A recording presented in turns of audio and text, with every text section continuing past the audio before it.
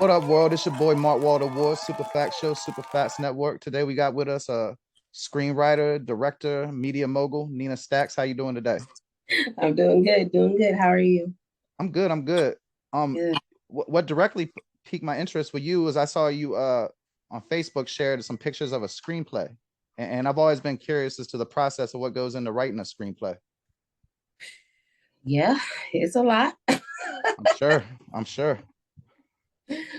Um, as far as my process goes, and I'm not trained, I didn't go to any sort of film school or, I learned this on YouTube and by practice. But I don't as far as like a process, I don't have one, or like how I come up with ideas. I literally will just be laying in bed at 2 or 3 o'clock in the morning and a movie will just jump in my head.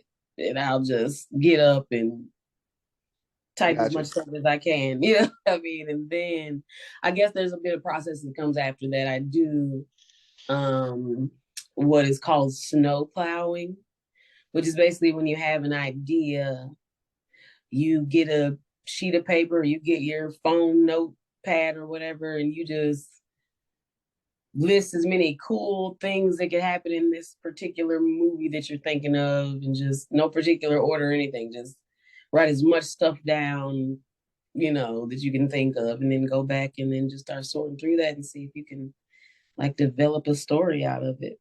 So like when we was back in school, is that almost like an outline or a beginning of it, like a preamble to an It's outline?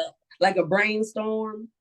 Gotcha. If you ever did like a brainstorm in like a writing class, then you take those ideas and sit with them and say, okay, I can move this here, put that there, bing bong. But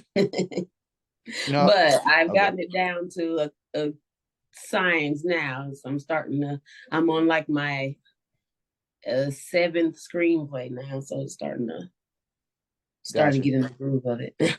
Is the Clout hashtag the Clout your most recent movie?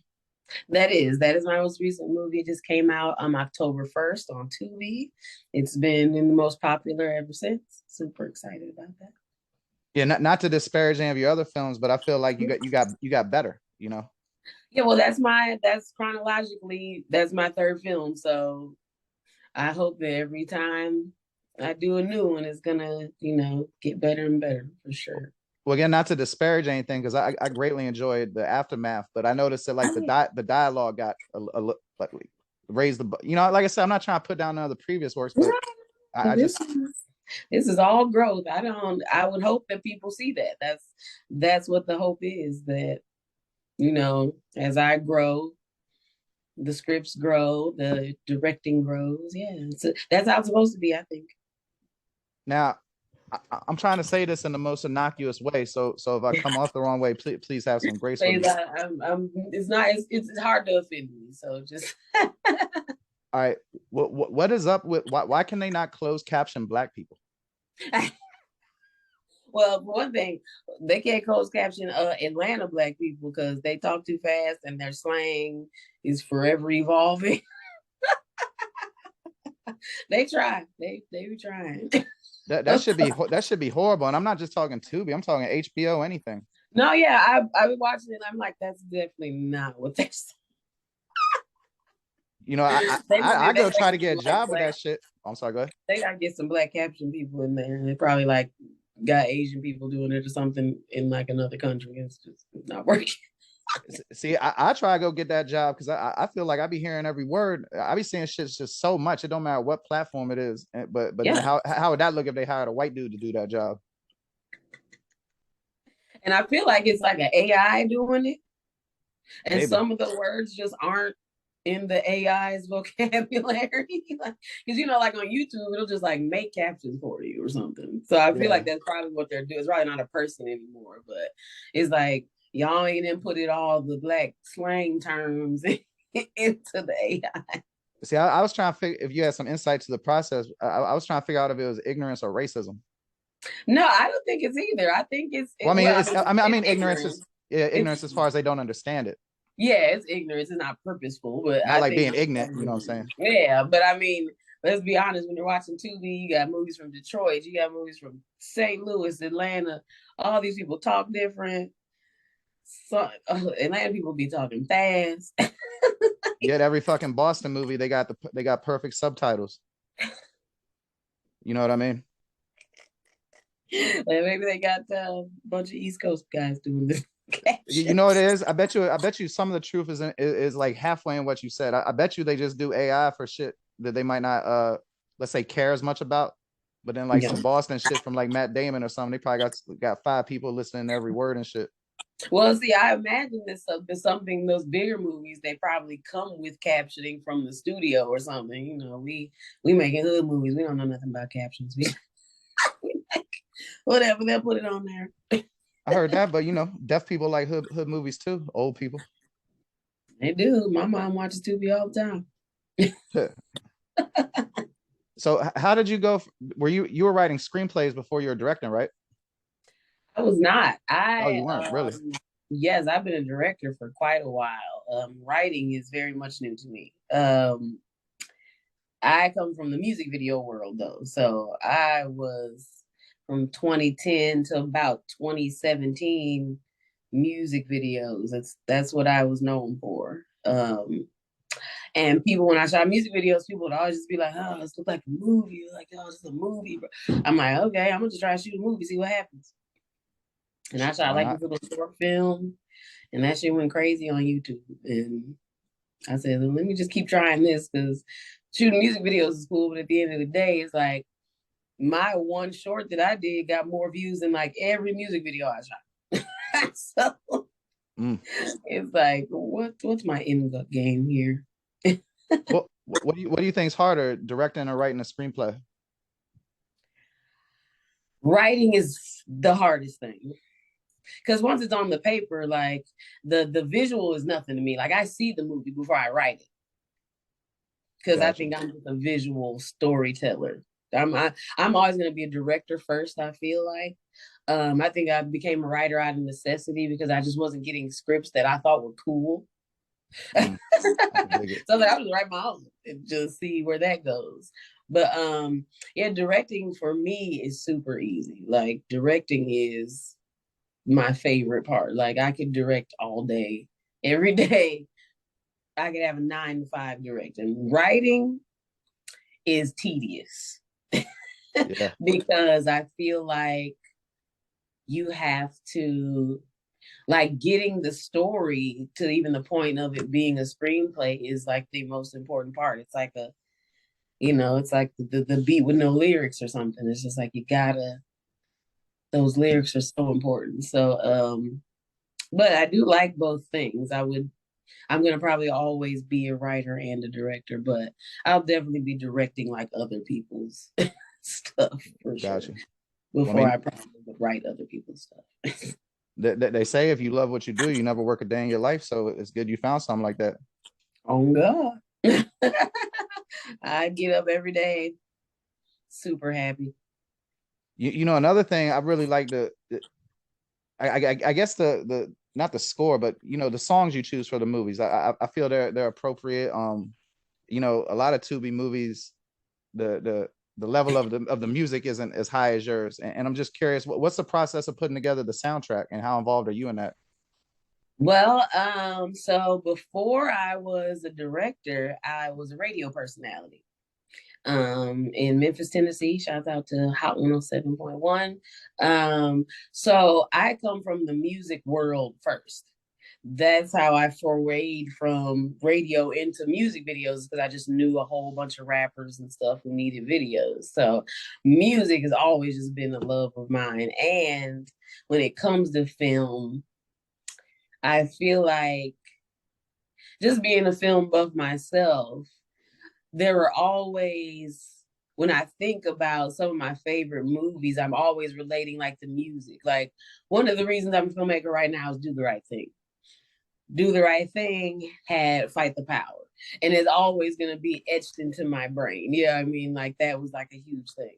So for me, I'm a music person. I'm a huge hip hop head from way back. So music is always going to be a part of my artistry. And sometimes I've even picked songs for scenes before I've shot the scenes. Gotcha. Like So you like that's hear a how, song and you're like it. Oh, and I'm you like, got I'm me. gonna shoot the scene to the song because I just love what music does for the visual, you know what I mean? And coming from that music video world, that's kind of what I did. It's like you create stories from song. So yeah, my soundtracks are all fire. They're all super important to me. They're all available now on SoundCloud. But yeah, it's super important to me. I work with a great music supervisor, Janiro Hawkins from Nashville, and also the proprietor of the Southern Entertainment Awards. But he's dope, and I'm dope. We both come from the radio world, so and just being from that radio world, I just knew, especially I've spent most of my adult life in Memphis, so I just knew all the local rappers, all the local singers. I just knew them, and there's so many talented people, and I just use their songs. There's people that What's haven't some of ever your been on the favorites radio or nothing, but they're they're in my movies. of the Memphis rappers you're talking about? Who are some of your favorites? My favorite Memphis rapper, like a local guy. Just in general, you know. It don't Well, gotta be one. You know, you can throw out a few. Young Dolph's my favorite Memphis rapper. If we're talking about like the new era of Memphis rappers. Nah, anytime, you know, Fraser Boy, whatever. Oh well, I mean Project Pat's my favorite Memphis rapper Okay, ever. there you go. That But Getty Young Green. Dolph is my favorite contemporary Memphis rapper. Worked for him for the better part of 10 years. Oh, did you? Yes, make great stuff together. And yeah, It's so still it's still painful to talk about him. yeah, I mean he was a great guy. He wasn't like a gangbanger, you know, and he wasn't even like on that type of time. So it's tragic. He It is. was he was dope. He put a lot of money in a lot of pockets. Mm. Called me a lot. So yeah, but yeah, that those are my favorites. So Paper Route, Dolph, Clout, those guys are we just had a relationship with them for a long time. But yeah, that's if we're talking about ever though, Project Pat for sure. Got you. But Play a Fly, like Memphis has such a I'll play rich a fly. Okay. history. Yeah, I shot a video for Play a Fly once. Gangsta Black, Al Gangsta Black. Capone. Okay, you was with all the legends. Man, I was on the radio, so The it real was just crunk. like That's the real crunk right there. that's the originals, Gangsta Pat, the Tilas, the Ball and G. Yeah, all the Memphis Ball and G too. Project Pat, Ball and G. Those are the top for me, and then Dolph, of course. But I seen Tila got back out there, man. Some of those Tila rap a lot albums is classic as a motherfucker. And I feel like they kind of got lost to history a little bit. no, they were lost in the sauce, but this Memphis is kind of having this rebirth right now, Yeah, bringing back some of those old guys, and it's dope because they need to see where this sound comes from because ASAP and all these dudes have been running on this Memphis sound for like 10 years now, and Memphis is just now getting on it, so it's lovely. hey, it's amazing how TikTok be bringing people back though. I hope that happens for all the Memphis Man, legends. that's great. TikTok is, I mean, bringing back songs that were buried, dead, and gone. Word. Bringing them back. It's beautiful. So are you working on a film right now? I just wrapped a film called Blood and Money. Actually, the first film I ever shot in Memphis. That is going to be coming soon. And I just wrapped a screenplay that we should be going in production on soon called Southside Hero. Super dope, kind of a hood taken kind of vibe. Um, and I got a script right now that's being pitched to a couple networks. It's a remake of this old movie with one of our favorite 90s actresses in it. I can't really divulge right now, but it'll be coming to a screen near you soon. I just don't know which screen yet. But yeah, New Year, New Us, part 2. Love Goals, that is coming. done in the bag, waiting for a release date right now. Probably coming New Year of 2024, hopefully. But yeah, Blood and Money will probably be my next project. I also have a project dropping in sometime between now and spring called Plugged, shot in Houston. Very dope. So yeah, hood movies on deck. So if I wanted to be in a Nina Stakz film, or not just me and anyone, how would one go about doing that? Well, I encourage everybody to just follow me on like Instagram, Facebook. I'm Nina Stakz, Stakz, no C. That's a whole nother person doing a whole nother thing. Uh, and you can also submit to Onyx Theory Casting at Gmail if you just want to generally submit your headshots or whatever. We're always looking for people, and for most people, they'll start with like a small role with me and they'll gradually move up. So if you watch some of my films, you'll see the same actors Yeah. over and over and over in different capacities. As they grow, they get bigger roles. But yeah, I'm really into like I'm growing as a director, so my actors have kind of formed a tribe. There's about 7 or 8 actors that I constantly rotate, and we're all just growing together. So we're always open to new people. You know, people ask me to be in movies a few times, but they always want me to be a cop or an addict, and I ain't trying to be neither one of those. It's like general white guy roles and stuff. Yeah, That's what these are hood movies, man. yeah. I'm gonna find somebody to let me be like some crazy white hitter or something. You gotta be the plug or something. You gotta be the Cuban plug. Yeah, get my Al Pacino on, be playing like 50 different races in 10 years. I say you gotta be ambiguous like Vin Diesel. Hey, this ain't related to nothing, but did you know, man, did you know that lady Catherine Zeta-Jones is white? What is Zeta then? I know, like, and when I found that out, it was because I found this shit amusing. Somebody was like, that girl been cosplaying a Latino for 3 decades. Wow. I, Hispanic people gotta stand up for their shit. man, I had no fucking idea. Damn, she gentrified that. That's crazy.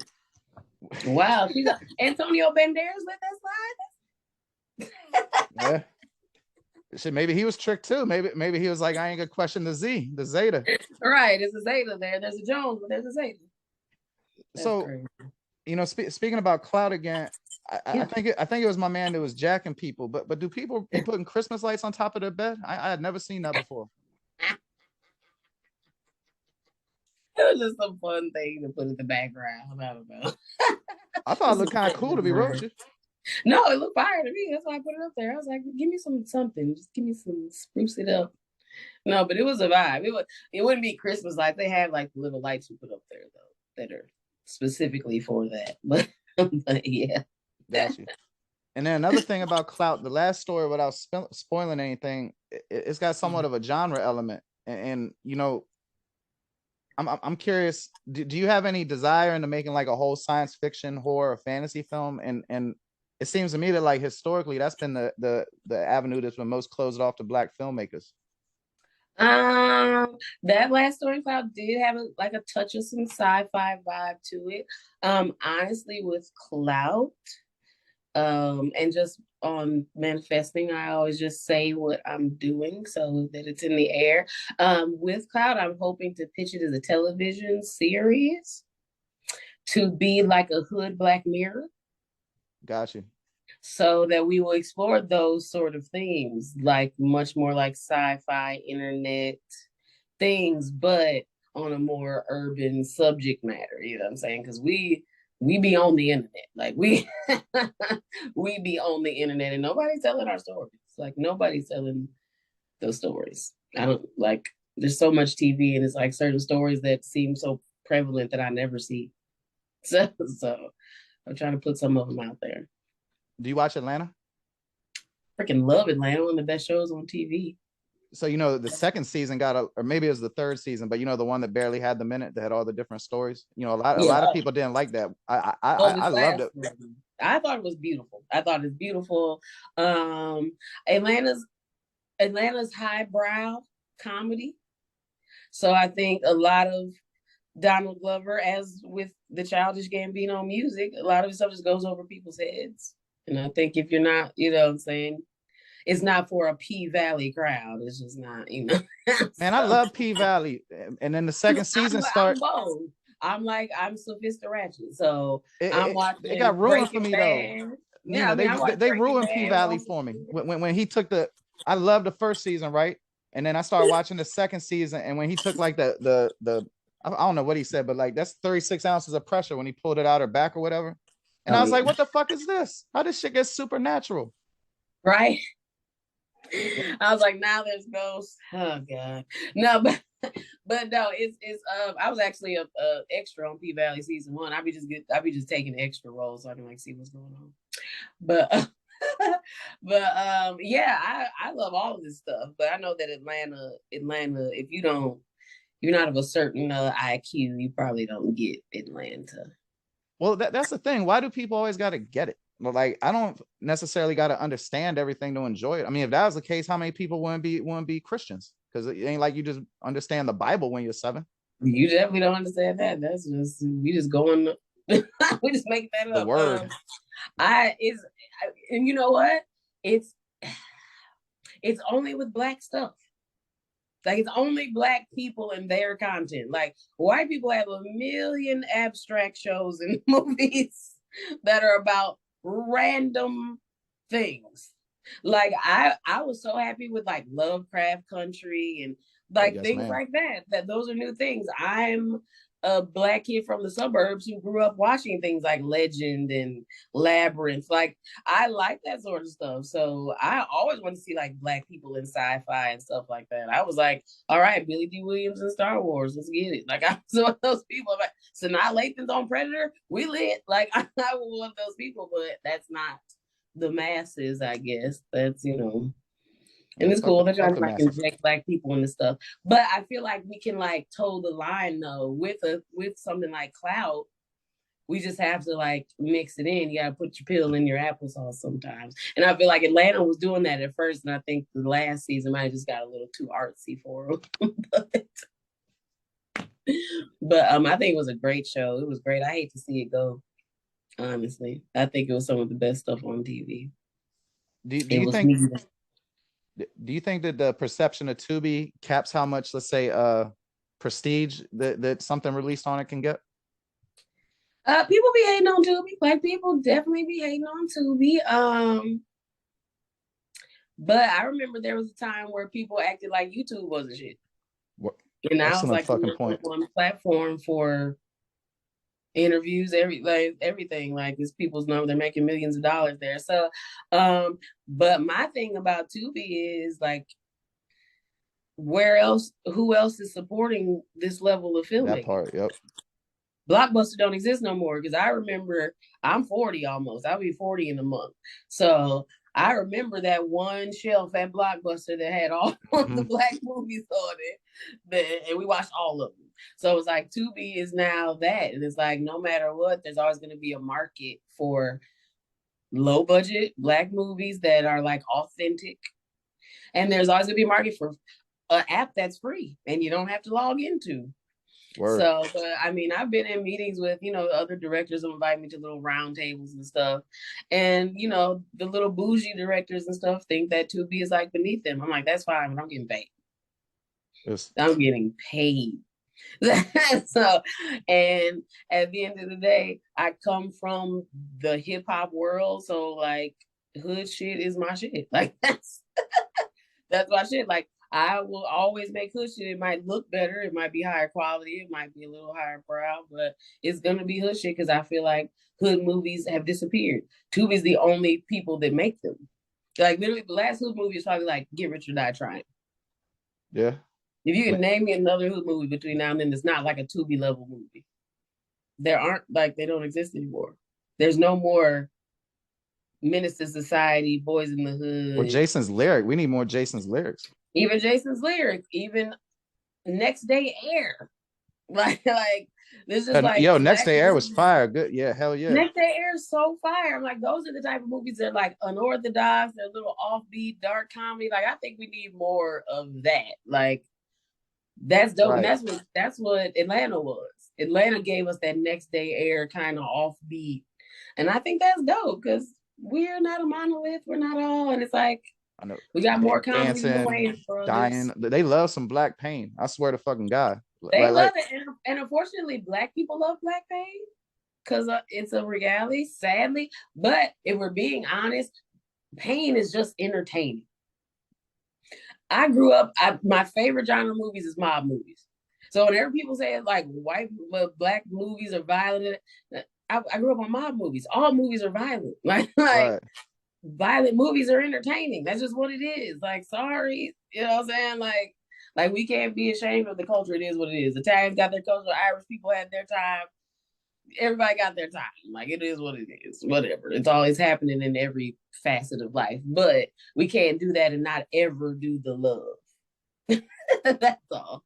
And it's like all the love is like corny Tyler Perry stuff now. It's just like, I don't know. I feel like we're losing authenticity. We're like trying to put some sort of veil over what's going on. Like, let's just get back to like the real like 90s. Like, where are the brothers and Love The Jones? Wood, yeah. Like where are the Wood? Like, where are the movies for like the kids and stuff? Like, we don't even make like they just did this house party. I guess that was supposed to be one, but I don't know. It was all right.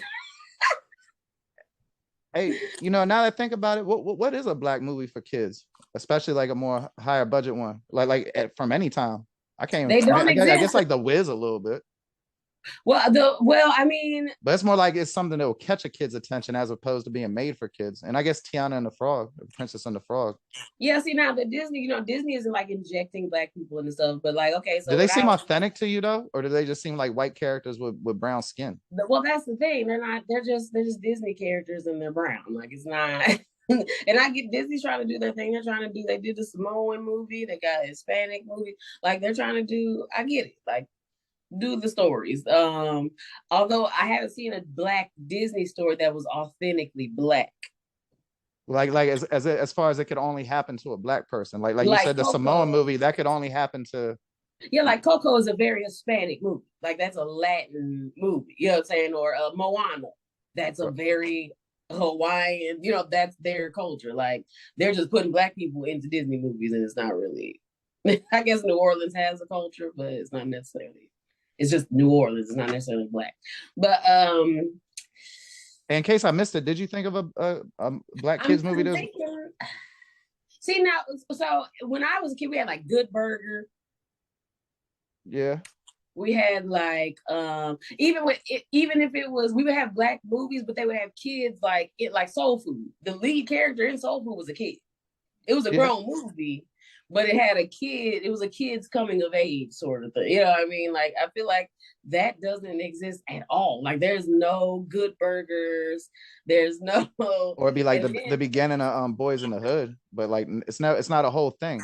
yeah, there's no like Stand By Me for Black kids or like you know what I mean? Like it doesn't exist. Now I'll give it I don't know if you remember that movie Dope Yeah, hell came yeah. out a few years ago. That was really good. And that gave that kind of coming of age Black kid. They were teenagers, had the little rappers in it. Like we need those movies. Like that like demographic of people is not being served. Tubi's the only place that's giving them movies. Every other thing on TV is for like 45-year-old people. Shit, I'm about to be Or it's like 45 in a super month. corny. Or it's like super corny, like grownish.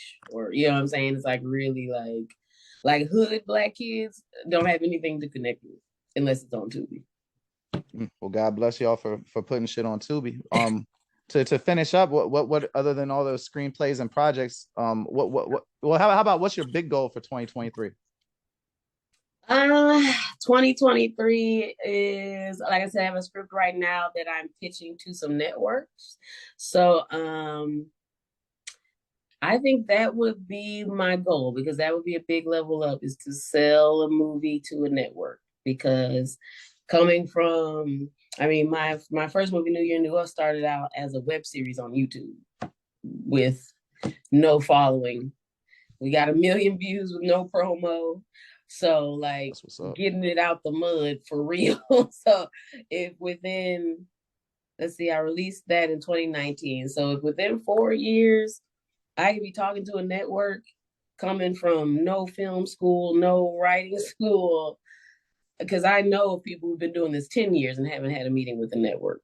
You know what I mean? So I think that's a goal to step my game up to that level, to that network television level. And right now we are in talks, so it's definitely gonna happen.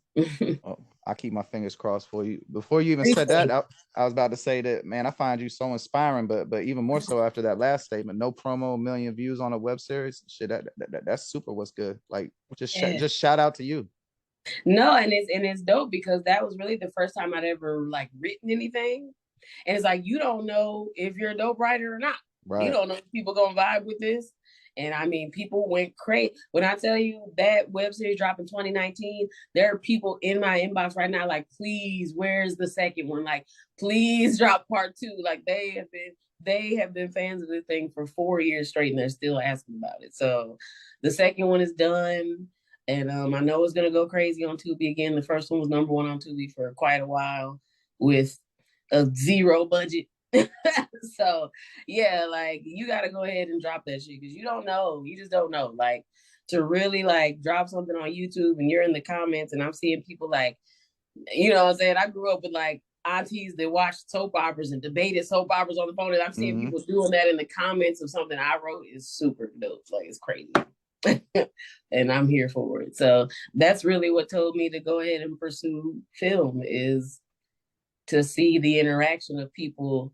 And I'm dropping these episodes, and I mean, by the time we got to the last 2 or 3 episodes, we would drop them as live premieres. And I mean, there were people live waiting, like in the chat room, like, "Oh my God, what's gonna happen?" Like, I'm like, "What?" Yeah, that must feel So good. yeah, like it's great, and like everything that's come after that, the aftermath and Clout. I mean, all of them have done extremely well on Tubi. So it's like I didn't even know writing was a thing for me until now.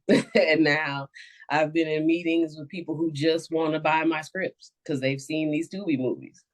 And it's like I didn't even plan on writing. So I hope that I can get on network this year. My 2024 goal is to be in a writing room on a major network television show, a BMF level television show. And Well, I think I'm on the way. I was about to say, well, I got faith, and congratulations on all your success, and thank you so much for your time. No, thank you for having me. No doubt, I'll check back in with you with the next release if that's cool. Okay, for sure, for sure. I'll be actually when I get a release date for Blood and Money, my Memphis movie, I will let you know. All right. Well, like I I'll said, share. thank you so much. Thank you so much, and you have a great night. You too. Thank you. Welcome to the Super Facts Show on the Super Facts Network. I just appreciate you listening. So I'm not going to ask you to follow me on Instagram at Mark Waldo Ward. I'm not going to ask you to rate and review the show. I'm not going to ask you to subscribe to it. Thank you for your time.